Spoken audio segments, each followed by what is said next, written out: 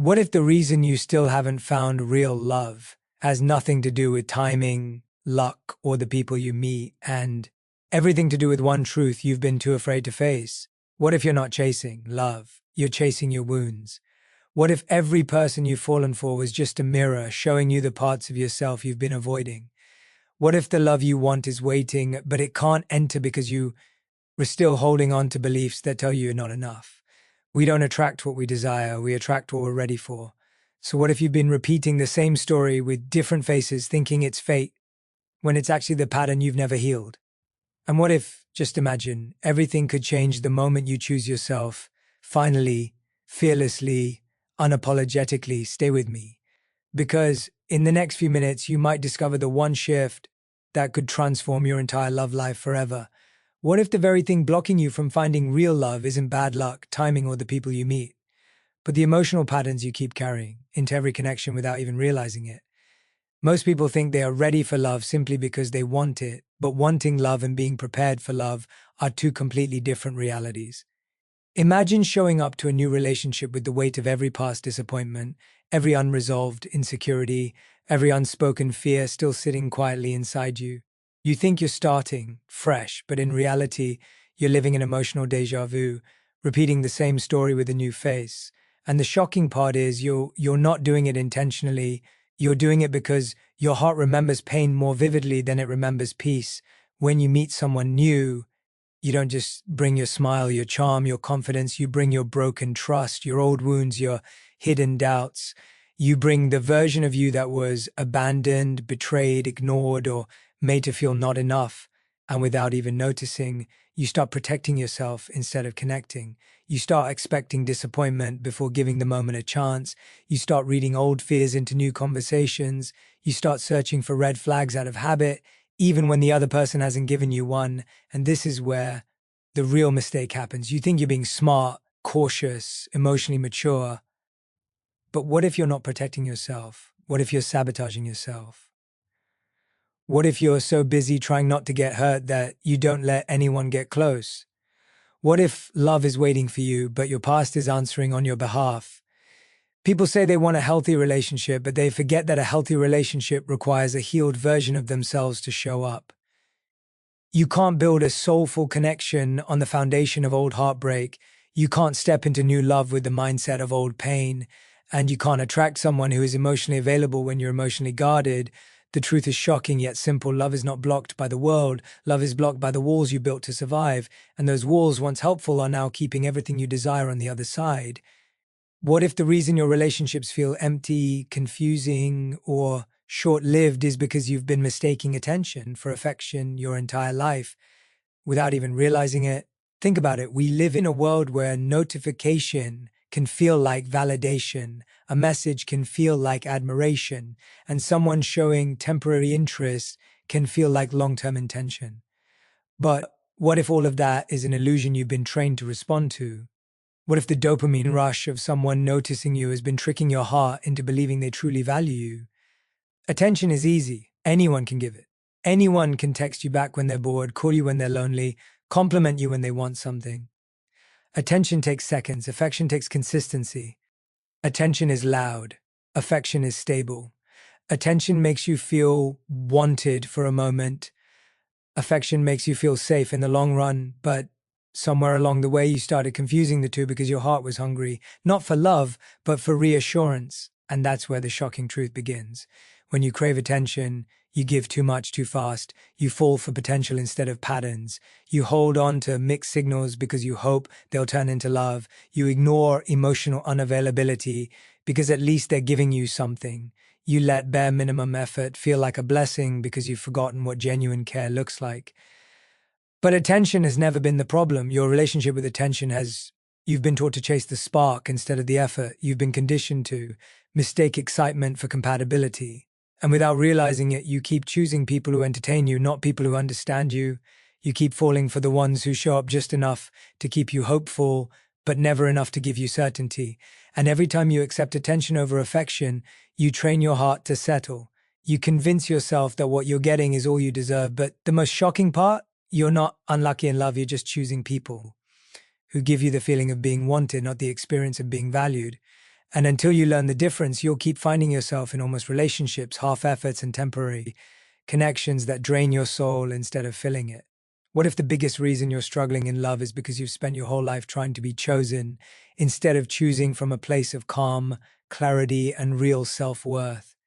What if the real mistake isn't who you date, but the version of yourself that shows up in the dating process? Nervous, overgiving, over-explaining, performing, pleasing, hoping that someone will finally see your value instead of you standing firmly in it. Most people don't realize this, but when your worth depends on someone else's approval, you stop acting like yourself. You shrink your needs. You silence your boundaries. You accept behavior that makes you uneasy. You laugh at things that hurt you. You stay in situations that drain you because you fear losing the tiny bit of attention you're getting. And the shocking truth is, every time you abandon yourself to be good enough for someone else, you send a silent message to your own heart that you're not worthy of real love. When you're obsessed with being chosen, you don't ask the real questions. Do I feel respected? Do I feel seen? Do I feel safe? Do I feel understood? Instead, you focus on how they see you, not whether they are even good for you. You start performing like you're in a competition you never signed up for. You start treating love like a prize, as if someone's attention is something you must earn instead of something that should flow naturally. And here's where the cycle becomes dangerous. When you don't choose from a place of self-worth, you choose from a place of fear. Fear of being alone, fear of being forgotten, fear of missing your chance, fear of not being lovable enough. And fear will always attract the wrong kind of love. Love that is unstable, love that is inconsistent, love that makes you feel replaceable instead of cherished. But what if the truth is even more shocking? What if the love you're dreaming of can only appear when you stop auditioning? What if the right person can only find you when you show up as your real, unfiltered, unapologetic self? What if the moment you stop begging to be chosen, you finally become the person someone chooses wholeheartedly? Because love isn't won. Love isn't negotiated. Love isn't something you perform for. Love is something that finds you when you decide you're worthy of choosing, not chasing. What if you're not unlucky in love at all? What if you're simply reliving the same emotional story again and again with different people, different faces, different names, but the same wounds choosing for you every single time? This is the part no one tells you, the part that feels shocking when you finally see it. You aren't drawn to people by accident. You're drawn to what feels familiar, not what feels healthy. And the familiarity of your past is so strong that even when someone new comes into your life, your heart unconsciously pulls you back into the same pattern you've been trying to escape. You think you're done with toxic relationships, but you choose the same emotional distance wrapped in a new personality. You think you're choosing someone better, but you repeat the same role, giving too much, asking for too little, hoping they'll change. You think you're healing, but one wrong trigger brings out the same fears, the same reactions, the same cycle. It's not because you're weak, it's because your nervous system has learned to call chaos love, inconsistency excitement, and emotional neglect normal. And here's the shocking part. Until you identify the pattern will keep identifying you. It will choose your relationships for you. It will decide what you tolerate. It will dictate what you chase. It will convince you that heartbreak is destiny when it's actually repetition. You're not falling for people. You're falling for unresolved pieces of your past that you keep trying to fix through new relationships. It's like trying to heal an old wound with a new bandage, forgetting the infection underneath it is still there. This is why your type never works out. This is why you keep attracting emotionally unavailable people, or people who need saving, or people who give you crumbs and call it effort. Because your heart isn't searching for love, it's searching for familiarity. And every time you meet someone who feels like home, it's not because they're right for you, it's because they remind you of the emotional environment you grew up in, lived through, or never healed from. But imagine the twist. What if the moment you break that pattern, your entire love life transforms? What if real love has been trying to reach you, but your old heartbreaks kept answering the door instead? What if you're not stuck, you're just recycling a story that you're finally ready to outgrow? What if love never walked away from you? What if love simply revealed the parts of you that you've spent your whole life avoiding? What if every breakup, every disappointment, every unanswered message wasn't proof that you're unlovable, but a mirror reflecting the wounds inside you that have been asking to be healed? People think love hurts, but love doesn't hurt. Unhealed wounds reacting to love hurt. And the shocking truth is, the people who come into your life don't break you, They expose what was already fragile, already ignored, already aching beneath the surface. When someone leaves, you don't just cry for them. You cry for every moment you felt unseen in your childhood. You cry for every time you were told to stay quiet, stay small, stay strong. You cry for every version of you that had to pretend everything was fine. This is why heartbreak feels so deep, because it touches wounds that existed long before the relationship even began. And the most painful part is that we blame the person, the timing, the circumstances, but rarely do we look at the emotional echo that was already inside us. Love doesn't expose your weaknesses to humiliate you, it exposes them to free you. But most people run from this. They jump into new relationships to distract themselves. They bury their pain under busyness. They pretend they're fine because facing themselves feels scarier than losing someone else. But what if the reason you keep meeting the wrong people is because life keeps trying to show you the same message you've been avoiding?